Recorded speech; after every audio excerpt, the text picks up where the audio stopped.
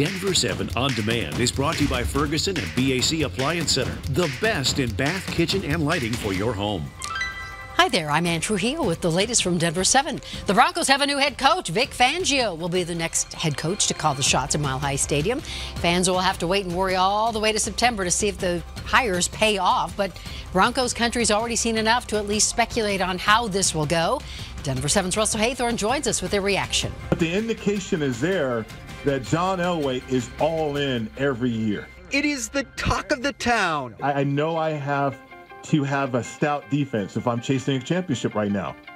How best to do that is if I get a guy like Vic Fangio and pair him up with some great players that we already have here. At 104.3 The Fan, all the chatter is about the Broncos' bold move today. Because this means they're competing. Hiring Bears defensive coordinator Vic Fangio as the new head coach. But by hiring this type of head coach in a division that is defined by their offenses, where you've got Kansas City and the Chargers and their high-powered offenses, now the Broncos have a high-powered defense with Vic Fangio that can match what those opponents do offensively. We need a guy to counteract Mahomes, Phillip Rivers, Derek Carr. You never wanted John Elway in the fourth quarter to pack it in and say, hey, you know what, we've lost this game.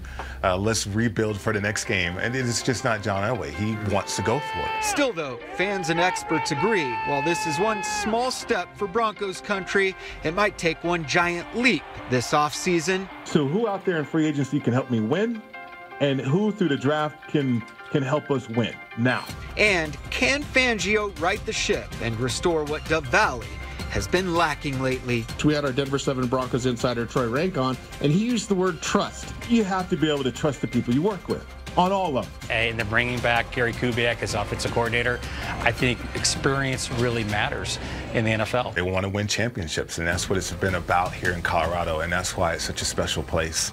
Again, we expect the Broncos to formally announce Fangio as head coach tomorrow, and also to clarify what role Gary Kubiak would play on this team. We will send you an alert on the Denver 7 app as soon as we have details.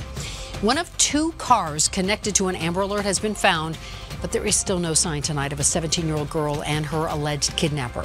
Witnesses say Samantha Herrera and a friend were screaming for help in the parking lot of a Sheridan PetSmart. Well, the friend got away, but police say Herrera disappeared with her boyfriend, Rodney Brown, who she has a court-ordered protection order against. Investigators describe Brown as violent, possibly armed, and Herrera's friends say he is abusive. You can find more details on the search right now on thedenverchannel.com. Charges are possible following a crash that killed a road construction flagger in Adams County today. That worker was killed this afternoon after being hit by a Jeep. This was near 62nd and Lowell. The driver stayed on the scene. The flagger, we know, worked for a private company and not CDOT. And still no word tonight on what led to a fire inside an industrial complex in Watkins. We're told employees at a CBD oil manufacturer were able to put out the flames before this got out of hand. No one was hurt. Hey, tell us what's going on here. Did you take any of these customers' money?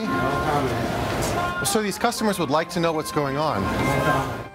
And remember that guy running from our investigative reporter Jace Larson last year? He became the subject of our first ever Contact 7 investigation after several customers claimed he sold them fake jewelry. Well, tonight, we're not the only ones hot on his trail. Jace is back with how our investigation helped lead to his arrest. David Kushner had all kinds of excuses when I tracked him down last summer. You see, we had to track him down so that customers could sue him and then serve him with court paperwork. No one had been able to find him for months, so they'd called Contact 7 for help. And now, take a look at this. This is his new mugshot. This is how our investigation helped lead to his arrest. He abruptly closed his Thornton D&D fine jewelry store on 120th, and customers could not get what they'd already paid for.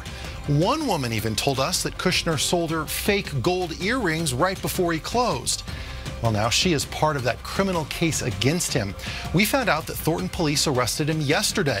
And here's a copy of the lengthy arrest affidavit, which I've put on thedenverchannel.com. The district attorney for Adams County says there are 11 victims that they know of right now. Kushner is charged with theft.